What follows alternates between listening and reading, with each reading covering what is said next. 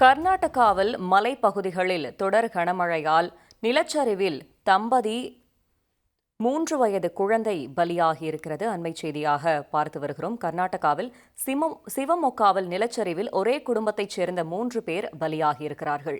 மேலும் தகவலை செய்தியாளர் பாரதி ராஜா வழங்கிட கேட்கலாம். பாரதி ராஜா, வணக்கம். இது குறித்தான முழு தகவலையும் சொல்லுங்க. கர்நாடகாவில் உள்ள மேற்கு தொடர்ச்சி மலைப்பகுதிகளில் தொடர்ந்து கடந்த 2 நாட்களாக கனமழை பெய்து வருகிறது. இதில் அந்த மேற்கு தொடர்ச்சி மலையை ஒட்டி உள்ள சிவமொகா மாவட்டத்தில் உள்ள தீர்த்தஹள்ளி தாலுகால வீட்டில் தூங்கிக் கொண்டிருந்த போது நிலச்சரிவு ஏற்பட்டதில் அந்த வீட்டின் மீது மண்ணானது விழுந்திருக்கிறது. இதில் ஒரே குடும்பத்தைச் சேர்ந்த 3 பேர், 3 வயது சிறுவன் உட்பட 3 பேர் பரிதாபமாக பலியாகி இருக்கிறார்கள்.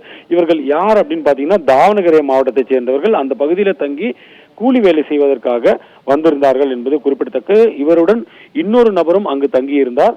அதிர்ஷ்டவசமாக அனுமந்தா என்ற அந்த நபர் நிலச்சரிவில் சிக்கியிருந்தாலும் கூட உயிருடன் மீட்கப்பட்டிருக்கிறார் என்பதே குறிப்பிடத்தக்கது. தற்போது ஒரே குடும்பத்தைச் சேர்ந்த 3 பேர் உயிரிழந்த இந்த சம்பவம் அந்த பகுதியில் மிகவும் சோகத்தை ஏற்படுத்தியிருந்தாலும் இந்த மீட்பு பணியில் அதிர்ஷ்டவசமாக ஒருவர் உயிருடன் மீட்கப்பட்டிருக்கிறார். துரிதமாக அந்த மீட்பு பணியை செயல்படுத்தியதன் காரணமாகவே ஒருவர் உயிருடன் மீட்கப்பட்டார் என தீயணைப்பு படையினர் தெரிவித்திருக்கிறார்கள்.